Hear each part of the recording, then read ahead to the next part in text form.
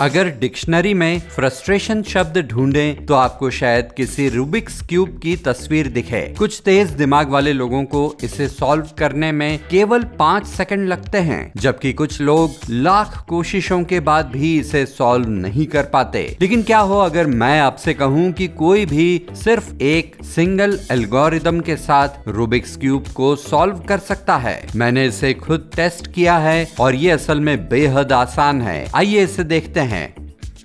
ठीक है, शुरुआत के लिए आइए देखें कि 3x3 क्यूब में क्या होता है। इसके 3 मेन पार्ट्स होते हैं, सेंटर, एज और कॉर्नर।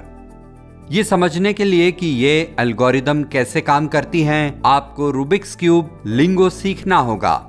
सभी मूव्स को लेटर्स में लिखा जाता है जो एक 90 डिग्री क्यूब रोटेशन के लिए होता है। R दाएं, L बाएं, U ऊपर, D नीचे, F सामने और B पीछे।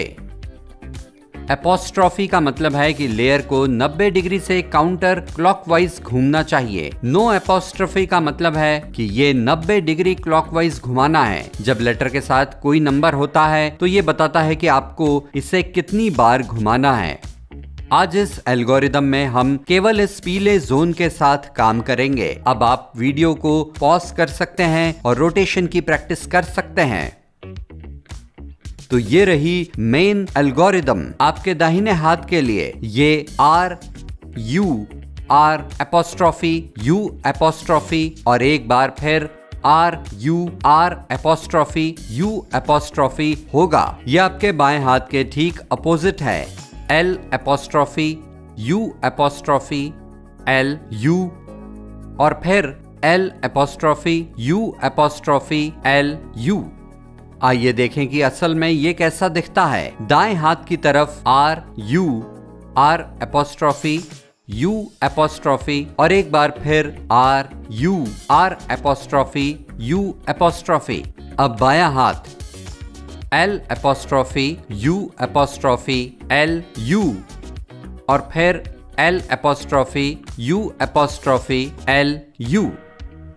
आगे बढ़ने से पहले वीडियो को रोकें और तब तक प्रैक्टिस करें जब तक आप इन सभी मूव्स को अच्छे से न करने लगें। इससे बाद में आपको मदद मिलेगी।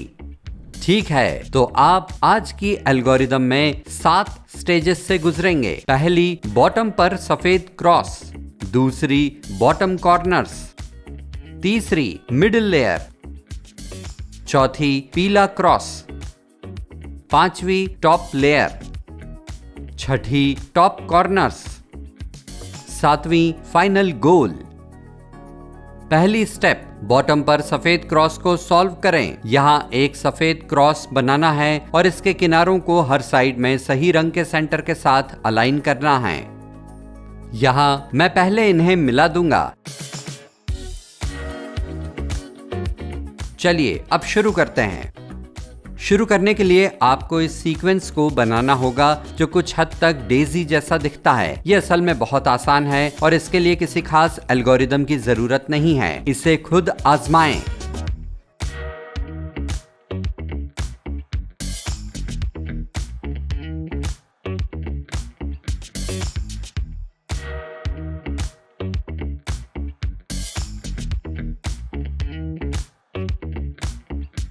फिर डेजी के साथ वाली टॉप लेयर को घुमाएं। लेयर के राइट कलर्स को सेंटर के रंग के साथ अलाइन करें और इस लेयर को 180 डिग्री पर घुमाएं। बचे हुए व्हाइट्स के साथ भी ऐसा ही करें।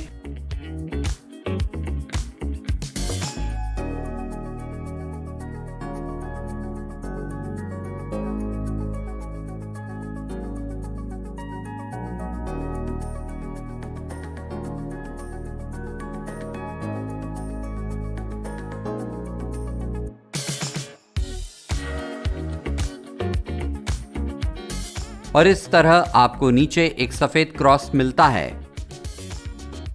दूसरी स्टेज, बॉटम के चारों कॉर्नर को सॉल्व करें। इस स्टेज पर आपको क्यूब के लोअर कॉर्नर्स को सही जगहों पर रखना होगा और क्यूब की वाइट साइड सॉल्व हो जाएगी।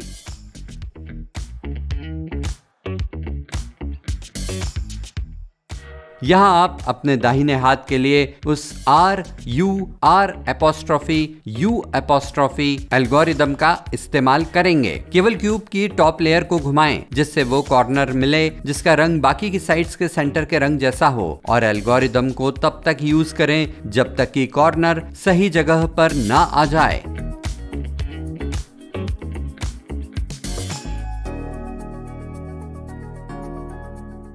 बाकी कॉर्नर्स के साथ भी ऐसा ही करें।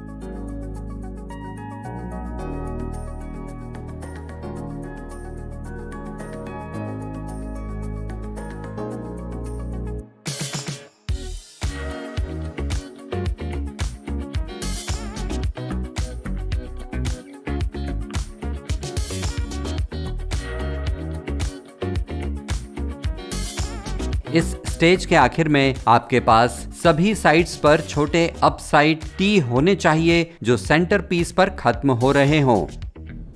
तीसरी स्टेज, मिडिल लेयर में चारों किनारों को सॉल्व करें। इस स्टेज पर आपको बाकी मिडिल लेयर को सॉल्व करना होगा जिससे आउटर ब्लॉक्स का रंग सेंटर के रंग जैसा हो जाए।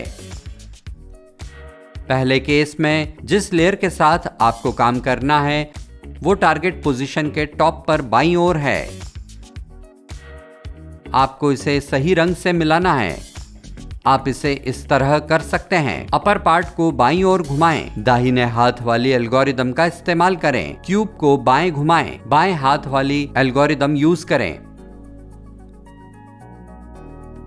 दूसरे केस में जिस लेयर के साथ आपको काम करना है वो टारगेट पोजीशन के टॉप पर दाईं ओर है। आपको इसे वहां के रंग से मैच करना होगा। इसे करने का तरीका ये रहा। अपर पार्ट को दाईं ओर घुमाएं। बाएं हाथ के लिए एल्गोरिदम का इस्तेमाल करें। क्यूब को दाईं ओर घुमाएं। दाहिने हाथ के लिए एल्गोरिदम का यूज करें। इसे सभी साइड्स के साथ दोहराएं और आपका काम हो गया।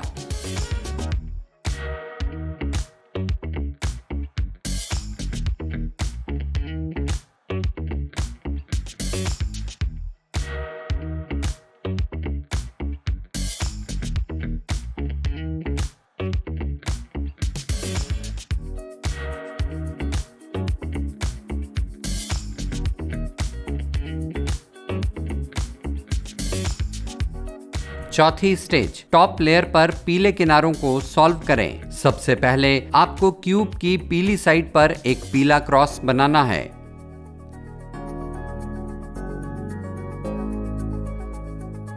अगर आपको पीली लाइन नहीं दिखती है, केवल पीले किनारे का कोई रैंडम सेट दिखता है, तो एल्गोरिदम के साथ शुरू करें।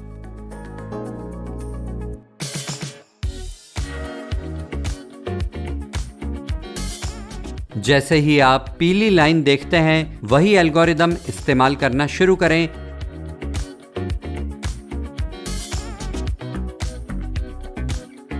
और इस तरह आपको एक क्रॉस मिलेगा। पांचवी स्टेज, टॉप लेयर पर चारों किनारों को सॉल्व करें। अब हमें पीले क्रॉस के किनारों को ऐसे अरेंज करना है ताकि दूसरा रंग उस साइड के रंग से मेल खाता हो।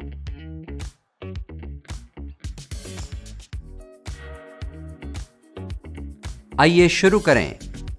कोई ऐसा किनारा ढूंढें जो पहले से जगह पर है। उस रंग के साथ अलाइन करने के लिए क्यूब की टॉप लेयर को घुमाएं। ये जरूरी है कि केवल एक किनारा मैच करे। अगर उनमें से दो मैच करते हैं तो आपको किनारों को मिक्स करने के लिए थोड़ा मॉडिफाइड एल्गोरिदम यूज करना चाहिए।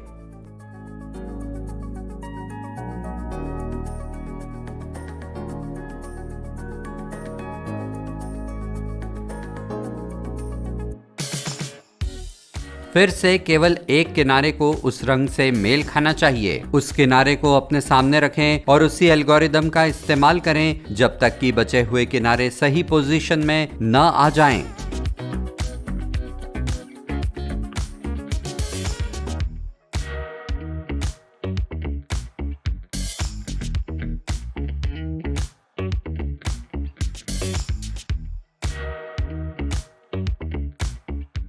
देखिए, छठी स्टेज, टॉप लेयर पर पीले कॉर्नर्स को अरेंज करें। इस स्टेज पर नेबरिंग सेंटर्स के रंगों के साथ मेल करते हुए कॉर्नर्स को सही जगह पर लाना है। आपको केवल उन्हें जगह पर ले जाना है, आप उन्हें अभी सॉल्व नहीं कर रहे हैं। उस कॉर्नर को ढूंढें जो पहले से ही जगह पर है। इस केस में ये सही ढंग से घुमाया गया है, लेकिन ये जरूरी नहीं है और थोड़ा मॉडिफाइड एल्गोरिदम का इस्तेमाल करें जब तक कि कॉर्नर्स अपनी जगह पर ना आ जाएं।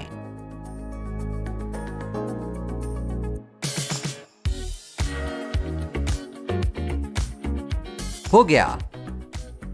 7वीं स्टेज, टॉप लेयर पर पीले कॉर्नर्स को सॉल्व करें। काम लगभग हो गया, आपको बस कॉर्नर्स को सॉल्व करना है। क्यूब को इस तरह घुमाएं कि पीली साइड आपके सामने हो। आप अपर राइट कॉर्नर पर काम करेंगे। आइए इसे कॉर्नर बाय कॉर्नर सॉल्व करते हैं। क्यूब को घुमाएं नहीं और सब कुछ स्टेप बाय स्टेप करें। इस स्टेज पर बहुत से लोग गलतियां करते हैं और सब कुछ दोबारा शुरू करना पड़ता है, इसलिए सावधान रहें। उस एल्गोरिदम को यूज करें जिसे आप पहले से ही जानते हैं। इसे थोड़ा मॉडिफाइड ऑर्डर में तब तक करें जब तक कि कॉर्नर सॉल्व न हो जाए।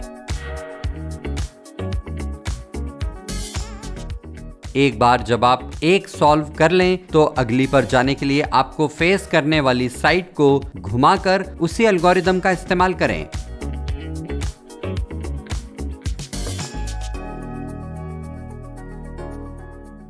फ्रंट लेयर को घुमाएं ताकि क्यूब के सभी रंग मैच करें और आपका काम हो गया। बधाई हो, अब आप एक क्लासिक 3x3 रूबिक्स क्यूब को सॉल्व करना जान गए हैं। यह मेथड दूसरी तरह के 3x3 क्यूब्स पर भी काम करेगा, लेकिन असली मजे की बात यह है कि ये और भी कॉम्प्लेक्स क्यूब्स को सॉल्व करने में मदद करता है, जैसे कि ये फ्यूचरिस्टिक सा दिखने वाला क्यूब। तो बस प्रैक्टिस करते रहें और आप इसे कुछ ही समय में कर लेंगे। क्या आप इस एल्गोरिदम का इस्तेमाल करके क्यूब को सॉल्व कर पाए, या हो सकता है कि आपके पास इसे करने का अपना तरीका हो? हमें कमेंट्स में बताएं।